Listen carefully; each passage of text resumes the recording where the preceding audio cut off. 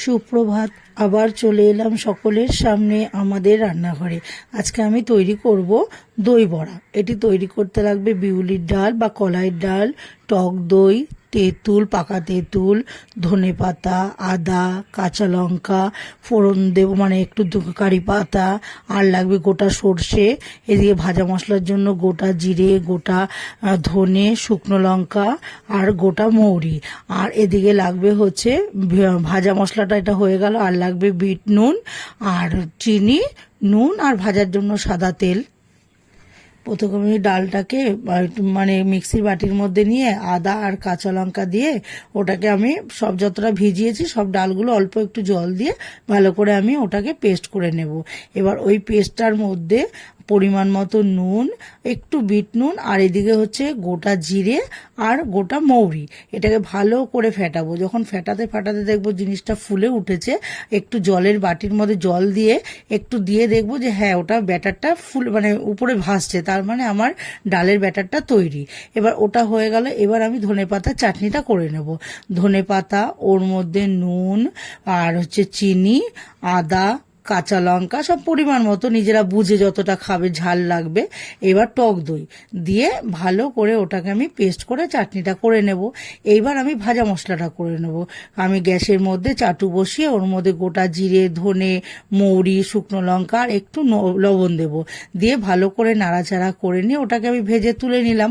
এবার গুঁড়ো করে রেখে দেব।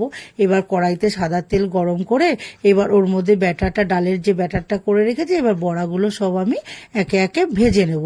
এবার বড়াগুলো প্রথমে যখন দেব আমি চামচ দিয়ে দিয়ে উল্টাবো, আর উপর থেকে এই গরম তেল একটু উপর দিয়ে দিয়ে দিয়ে আস্তে করে আমি উল্টে দেব, যাতে মানে বড়াগুলো খুব কড়া ভাজা না হয়ে যায়। এবার একে একে সব ভাজাগুলো আমি তুলে নিলাম। এবার একটা বাটির মধ্যে আমি নুন, চিনি দিয়ে ভালো একটা জলের মধ্যে আমি ওটাকে ভালো করে, আর একটু বিট নুন দিয়ে ভালো করে জলটাকে গুলিয়ে নিয়ে এবার যে বড়া ভাজাগুলো করেছি, এবার ওই ভাজাগুলোকে ওর মধ্যে আমি ভালো করে এদিক ওদিক করে চামচ দিয়ে নাড়িয়ে চাড়িয়ে আমি ওগুলোকে ডুবিয়ে একটু রেখে দেবো। আর এদিকে আমি কড়াই বসিয়ে ওর মধ্যে সামান্য একটু তেল দিয়ে, সাদা তেল, ওর মধ্যে সর্ষে আর কারি পাতাটাকে দিয়ে একটু নাড়াচাড়া করে ওই জলের মধ্যে যে বড়াগুলো দিয়েছি ওর মধ্যে ওটাকে ঢেলে দেবো। তাহলে একটা কারি পাতার একটা গন্ধ থাকবে, ওটা ভালো লাগবে। এবার এটাকে দিয়ে একটু ভেজুক, ততক্ষণে আমি কড়াইয়ের মধ্যে তেঁতুলের চাটনিটা করে নেব। এবার তেঁতুলের যে পাল্পটা আমি বার করে নিয়েছি, ছেঁকে বীজগুলোকে বার করে এবার ওই গোলাটাকে দিয়ে দেব। ওর মধ্যে পরিমাণ মতো নুন আর চিনি দিয়ে ভালো করে ওটাকে ফোটাবো। যখন ফোটাতে ফোটাতে দেখবো যে একটু ভারী হয়ে এসছে, তখন ওর মধ্যে ভাজা মশলা যেটা করেছি, একটু কিছুটা ভাজা মশলা আমি ওর মধ্যে দিয়ে দেবো। এবার ভাজা মশলাটাকে দিয়ে নাড়িয়ে চাড়িয়ে নিয়ে এবার তাহলে আমার তেঁতুলের চাটনিটাও রেডি হয়ে যাবে।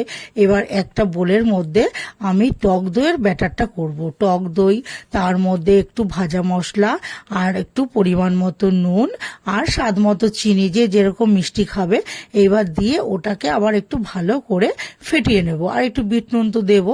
দিয়ে ভালো করে ব্যাটারটাকে আবার ফেটিয়ে নিয়ে এইবার আমি যে বড়া ভাজাগুলো করে রেখেছি, এবার ওই বড়া ভাজাগুলো জল থেকে আস্তে আস্তে একটু চিপে এবার ওই দইটার মধ্যেকে আমি একটু সবগুলো বই মানে যতটা আন্দাজে মানে হবে দইটার মধ্যে, সেই বড়াগুলো চিপে চিপে আমি দিয়ে সাজিয়ে রাখবো।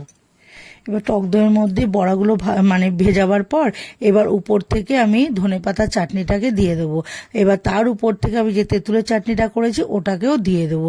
দিয়ে বিট নুন, মানে সবসময় দিয়েছি কিছু না কিছু জায়গায় বিট নুন, এবার এর উপরে একটু স্বাদ অনুযায়ী একটু বিট নুন দিয়ে তার উপরে ভাজা মশলাটা আমি দিয়ে দেবো।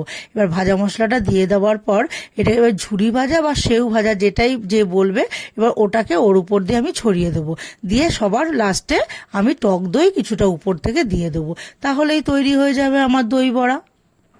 এই মুখরোচক খাবারটি যদি ভালো লেগে থাকে তাহলে লাইক করবেন, শেয়ার করবেন, কমেন্ট করে জানাবেন, অবশ্যই সাবস্ক্রাইব করবেন। ধন্যবাদ।